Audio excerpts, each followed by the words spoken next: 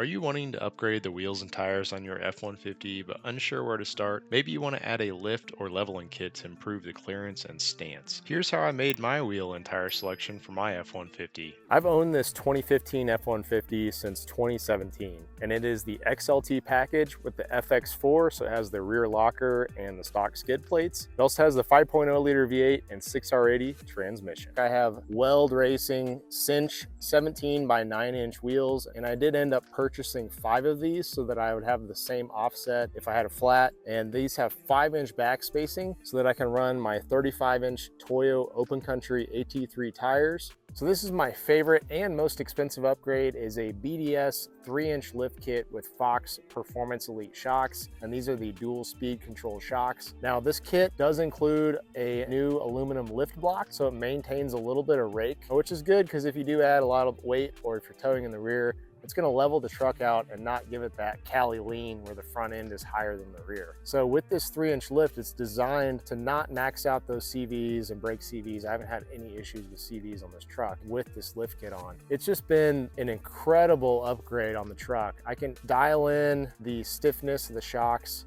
based on my off-road needs, just driving around town.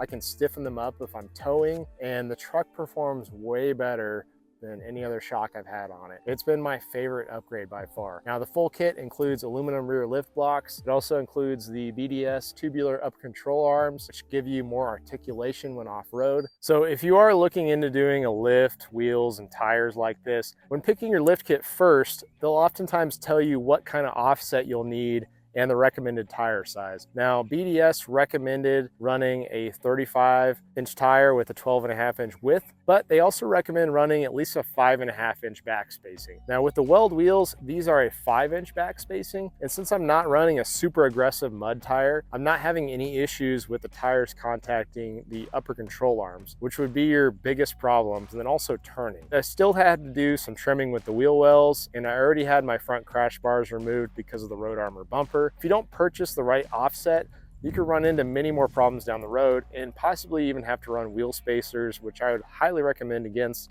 if you don't have to run a wheel spacer. I've included the links to all these upgrades in the description below, so make sure to click on those and check them out. And don't forget to subscribe to my channel for more in-depth videos. Thanks for watching.